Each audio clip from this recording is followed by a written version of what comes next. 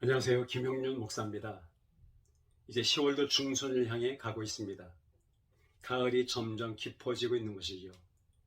아름다운 계절인 가을은 다른 무엇보다 오곡백과가 풍성하게 거두어지는 향기로운 열매의 달입니다. 우리도 인생의 주인 되신 하나님께 아름답고 향기로운 열매를 많이 맺어서 하나님을 영화롭게 하며 예수 그리스도 이름을 높여드리는 삶을 살면 좋겠습니다. 그런 바람을 가지고 저는 히브리서 6장 7절과 8절 말씀을 묵상하고 나누고 싶습니다.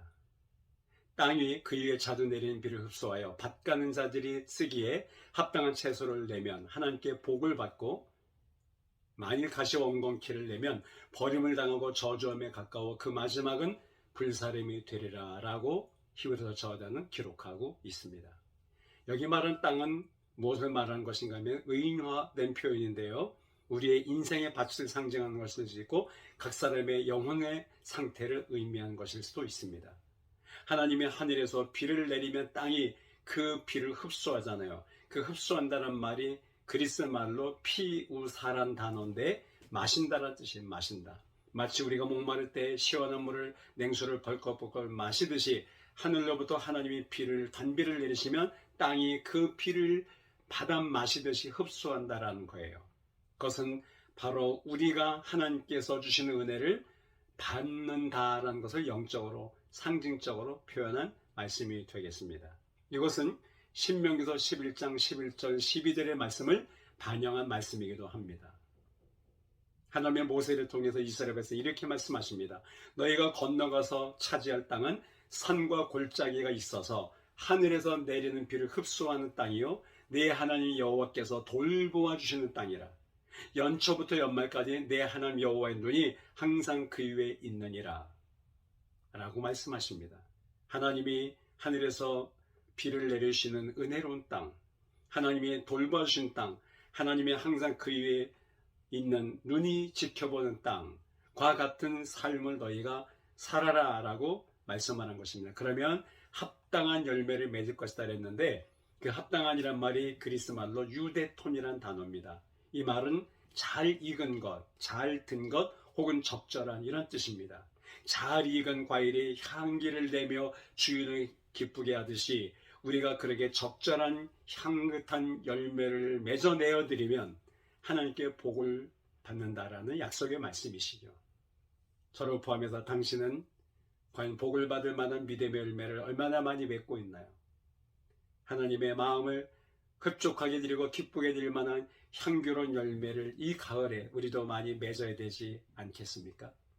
그런데 반대로 가시원건키를 내면 버림을 당하고 저주함에 가까워 그 마지막은 불사름이 될 것이라고 말씀하고 있습니다. 불사름이 된다는 말을 에피카우신이라는 헬라어로 쓰고 있는데요. 그것은 농부들이 땅을 정리하게도 불을 놓는 것을 상징적으로 말하는 것입니다. 그래서 농부들이 가을거일이 끝난 다음에 그 이듬해 농사 질 준비를 하면서 땅에다 불을 놓잖아요. 균도 죽이고 또 잡초도 태우고 하듯이 바로 그 불사람이 된단 말은 영적으로 우리가 심판의 대상이 될 것이다 라는 거예요.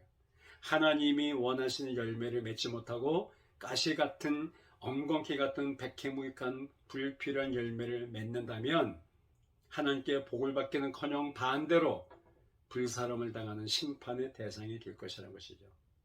그것은 얼마나 두려운 말씀입니까? 우리 중에 아무도 여기에 해당된 사람이 없어야 되겠습니다. 이것은 이사야서 5장 4절과 5절에 있는 말씀을 반영한 말씀이기도 합니다. 내가 내 포도원을 위하여 행한 것 외에 무엇을 더할 것이 있으며 내가 좋은 포도 맺기를 기다릴 거는 들포도를 맺으면 어찌 됨인고. 이제 내가 내 포도원에 어떻게 행할지를 너희에게 이르리라. 내가 그 울타리를 걷어 먹힘을 당하게 하며 담을 헐어 짓밟힘을 당하게 할 것이다 라고 무섭게 하나님은 저주 같은 말씀을 하세요. 하나님이 원하시는 아름다운 향긋한 포도를 내어드려야 되는 들포도를 맺으면 어찌 됨이냐. 내가 그 울타리를 걷어버릴 것이다. 먹힘을 당할 것이며 그 담을 헐어 짓밟힘을 당하게 할 것이라고 하나님은 무섭게 말씀을 하십니다. 우리 아무도 여기에 해당이 되지 않기를 정말 더 각성하고 깨어 기도해야 되겠습니다. 신앙과 인생에도 이 땅처럼 열매를 맺습니다. 두 종류의 열매가 있습니다. 주인이 기뻐하실 만한 아름다운 채소, 향긋한 오곡백과가 있는가 하면 그렇지 못한 엉겅퀴와 가시가 있습니다. 우리는 어떤 열매를 맺어야 할까요? 당연지사죠. 당연히 하나님이 기뻐하실 만한, 그분이 흡족하고 향기롭게 받을 만한 향기로운 열매들을 맺어 드려야 되겠죠. 나무에게서 중요한 것이 뭘까요? 잎사귀도 모양도 크기도 아닙니다. 바로 열매입니다. 마태복음 7장에서 예수님은 그 나무는 그 열매를 구할 수 있다고 말씀했습니다.